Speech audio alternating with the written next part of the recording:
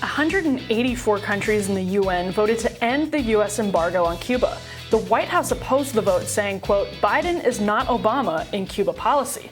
The vote comes as protests erupt across Cuba, and the U.S. continues to block aid to the country throughout the pandemic. Chinese philanthropist Jack Ma attempted to send a plane of medical supplies to the country, but they were unable to receive it due to the ongoing embargo. Press Secretary Jen Psaki denies claims of blocked aid, saying, quote, "The U.S. embargo allows humanitarian goods to reach Cuba. We expedite any request to export humanitarian or medical supplies, and the United States regularly authorizes the export of agricultural products, medicine, medical equipment, and humanitarian goods to Cuba." Joining us now to discuss is Director of Belly of the Beast, Reed Lindsay. Sorry about that, Reed. Joining us from Cuba. Welcome to the show. Thank you. So what do you make of Jen Psaki's comment there? It seems to me that embedded within it is the complete control that the United States has established over the island of Cuba, that we expedite supplies. Doesn't sound like what she said in the beginning, which is that we allow supplies to come in. Right. Well, it begs the question, why does Cuba need humanitarian supplies at all? It's because it is in the midst of a devastating economic crisis brought about in large part by U.S. sanctions. So, for example, last year, Cuba was unable to import ventilators during COVID because it had previously imported ventilators from two Swiss companies that made them. And those companies were bought by a U.S. company, which then basically prevented those Swiss companies or their subsidiary companies from selling ventilators to Cuba and also selling parts to repair broken ventilators. So Cuba, as the pandemic was arriving, suddenly wasn't able to import ventilators. And in fact, they found some open source technology at an MIT. Some people in the U.S. around the world did a crowdfunding campaign. They raised money, and they've been making their own ventilators, which have actually are just being deployed now to meet the rising COVID rates in the provinces. But yeah, they're sort of cynical comments, not really accurate either, because Cuba, it's not so much the question of humanitarian aid, it's the fact that Cuba they can't do business. They can't, not only with the United States, but with other companies across the world because of the U.S. sanctions. Can you speak to some of the reasons that people actually have had historically and right now trouble doing business in Cuba? I mean, there's two parts of this. There is the embargo, and then there's what the Cuban government is doing. I mean, we actually were worried that we wouldn't be able to connect with you because of what's happening with the internet from the government in Cuba right now. So if you could speak to a little bit of how the government is exerting control over Cuban citizens, I think that would be really interesting. Yeah, there's definitely an internet being blocked right now. Presumably by the government. I don't know who else would be doing it. This is in response to the protests. Yesterday, the foreign minister gave a talk in which he said that there had been a massive fake news campaign, which helped sort of incite these protests. In fact, there was a big campaign called SOS Cuba, and it was we haven't had time to look into it. It just absolutely exploded all over social media. He presented a lot of evidence. We haven't been able to verify any of that.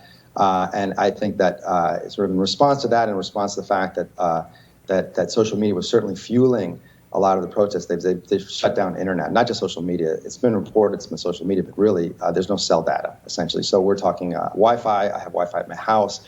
Most Cubans do not. In normal times, this is not the case. Internet has been readily accessible on phones for the last several years. The biggest censorship is actually the U.S. embargo. There's many websites and services that cannot be accessed in Cuba because of sanctions. For example, We Transferred, you can't use.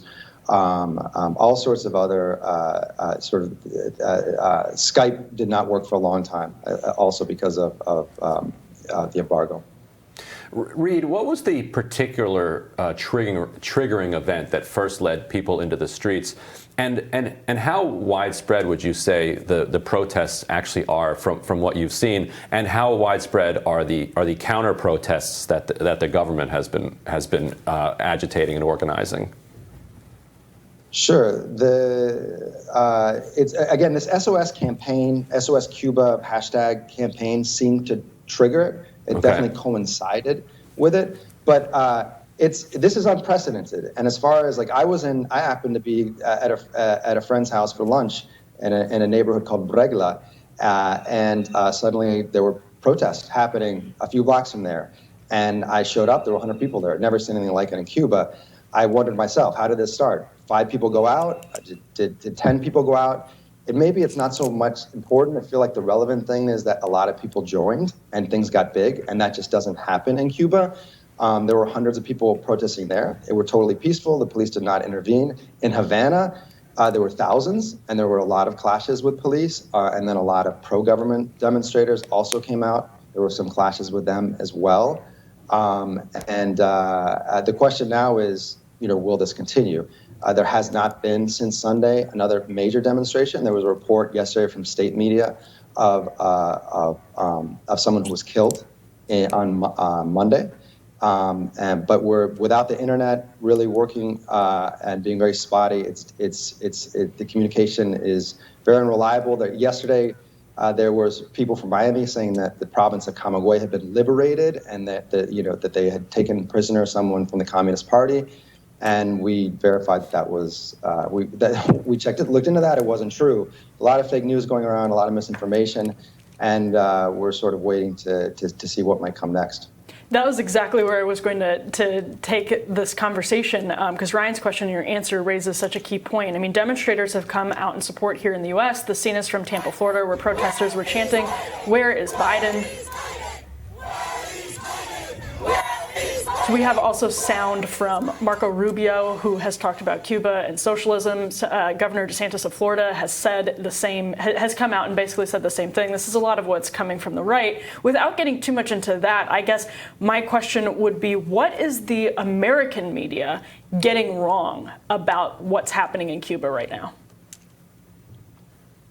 I think what the U.S. media is getting wrong now is what they've always gotten wrong, which is that Cuba is essentially, the United States is waging a war against Cuba. It's an economic war, and it's been going on for a long time. And Obama started to change that, and he opened up relations. The economy started to get better. Things started opening up. U.S. Citizens could travel here freely, and thousands, hundreds of thousands came, and it looked like things would get better. And then Trump rolled it all back. He intensified sanctions tremendously, devastated the economy here. And then COVID made it much worse. It's very hard to imagine things getting better in Cuba unless the U.S. basically leaves Cuba alone and stops waging an economic war. The country is completely blockaded. It affects every aspect of life here. And I think that Cuba has its share of problems, no doubt. And the Cubans will be the first ones to talk about them. Not only those protesting against the government, but even those who support the government. Like any country, there are plenty of problems here. But as far as what people in the United States should be worrying about and what the U.S. media should be worrying about is U.S. policy and its impact on people in Cuba. It's had a devastating impact. And there's one reason that policy has been in place: to win votes in Florida. Everybody knows that. The Democrats do it, the Republicans do it. They've been doing it for decades now. That is the reason, and that's the reason Biden hasn't taken any action. He's worried about Florida,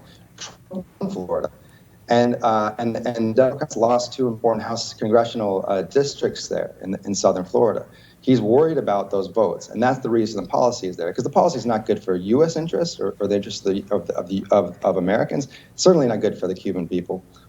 But then that raises the question of why the Cubans in Florida support the policy, which is another can of worms. Well, these are right-wing Cubans who have been trying to overthrow the Cuban government since they arrived in Florida. I mean, that's essentially that. Right. Why?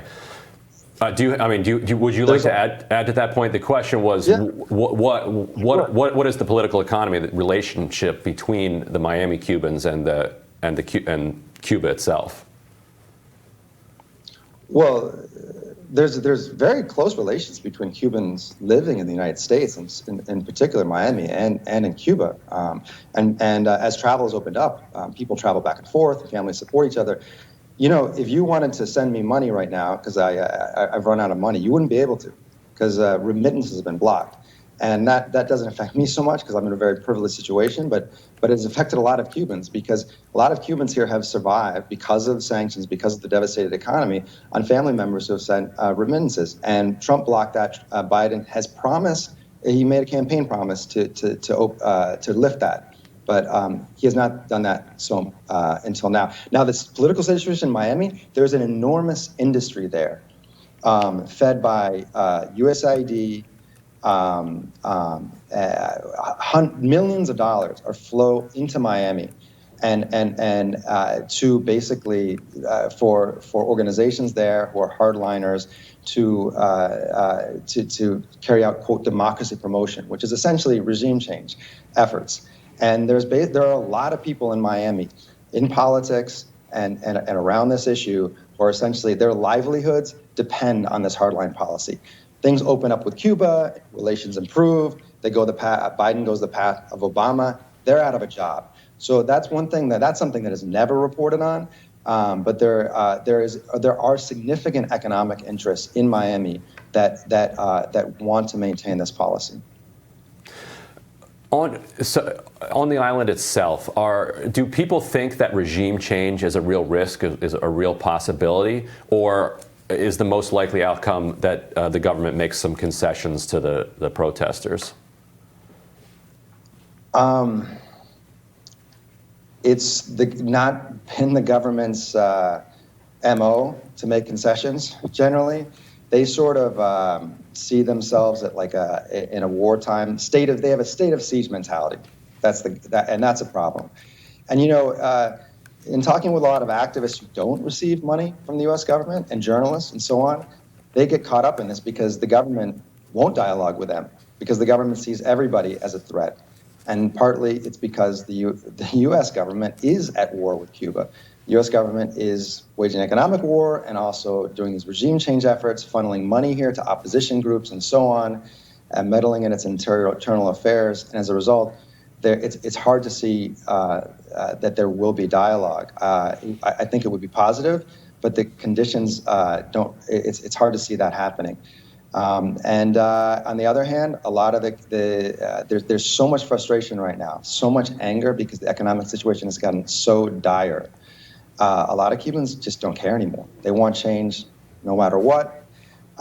There's a famous memo, April 1960, Lester Mallory, who was the Assistant Deputy Secretary of State at the time. This was shortly after the revolution, and he was arguing in favor of the embargo.